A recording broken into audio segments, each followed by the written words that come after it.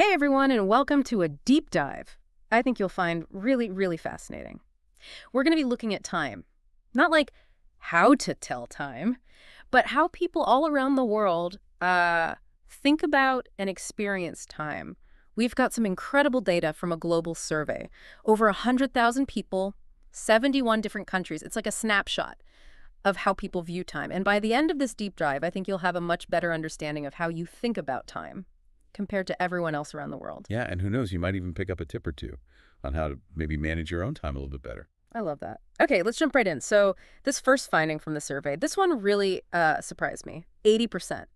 80% of people in the survey said they feel like the world is just moving too fast these days. Like the years are they're just flying by. Have you ever felt that way? I know I have. Absolutely. Yeah, I think it's a feeling a lot of us can relate to.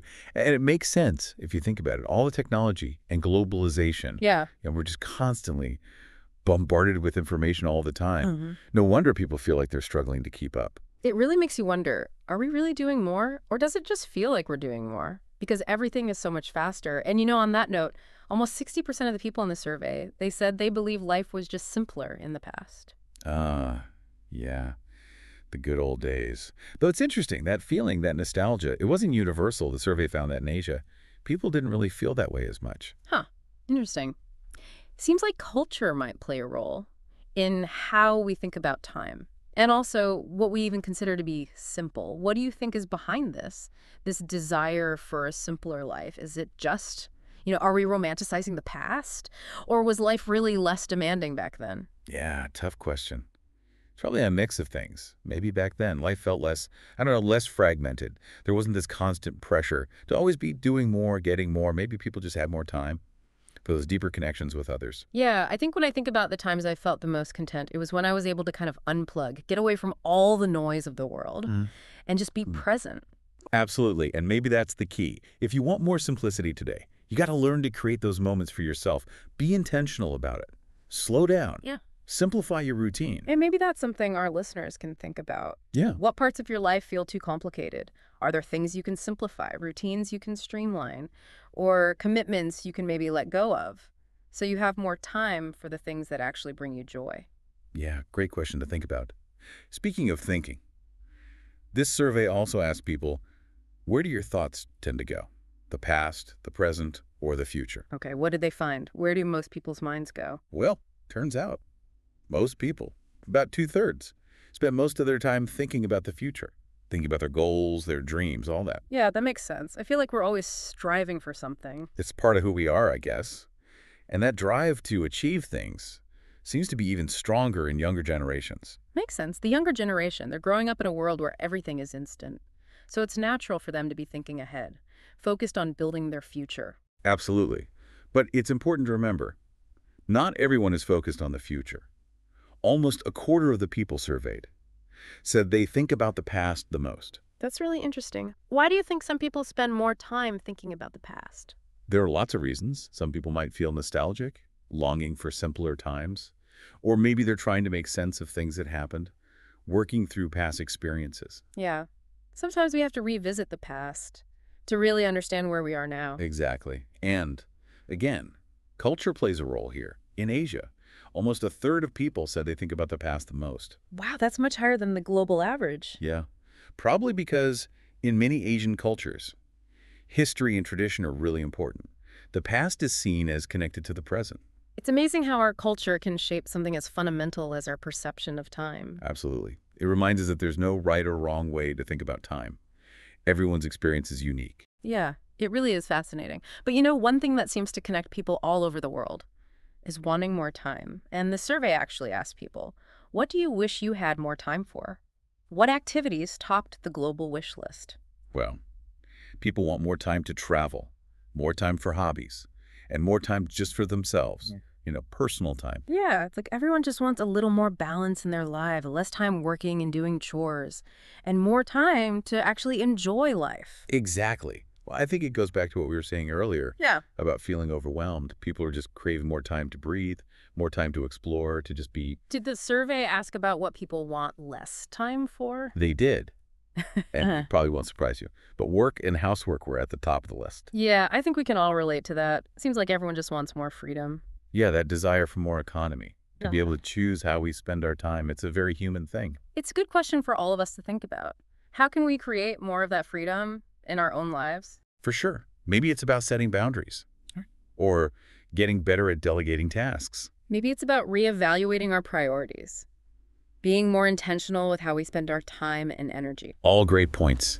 It's about taking control of your time, realizing that it's a limited resource, and making choices that reflect what's important to you. It makes you wonder, what would you do with an extra hour every day? Yeah, what would you do? What activities bring you the most joy? It's a good exercise for everyone listening. Think about your own time wish list. What experiences do you long for? And how can you create more space in your life for those things? Okay, shifting gears a little, the survey also asked people about their favorite times of day. Any clear winners? There were. Evening was the most popular time of day globally, with morning coming in a close second. Makes sense. Evenings are special. Yeah, it's a time to relax, Yeah. unwind after a long day, connect with the people you care about. And mornings have their own appeal. Oh, for sure. There's something about mornings, that feeling of a fresh start, like anything is possible. I think whether you're a morning person or an evening person says a lot about your personality.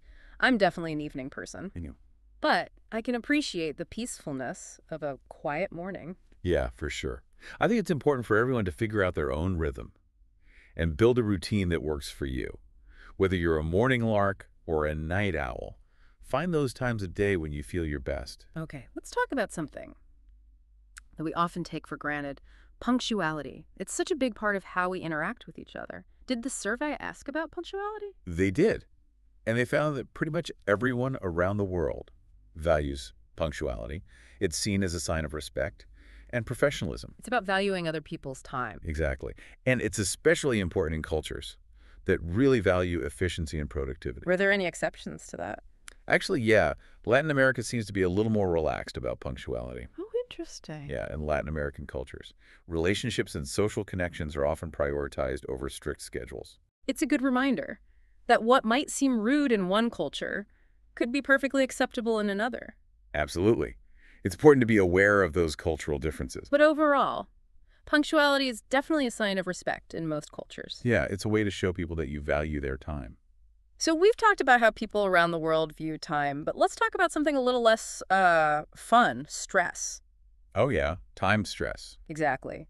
This survey actually found some pretty alarming stats about how much time stress people are feeling. Yeah, it's a big problem, especially for young people. The survey found that 40% of people feel stressed at least once a day because they don't have enough time. And for people between 14 and 29, that number jumps to over 50%. Wow. It's like we're all just constantly under pressure. It's the downside of living in a world that's so fast-paced. Always got to be doing more, achieving more. What do you think are the effects of all this stress? It's definitely not good for us.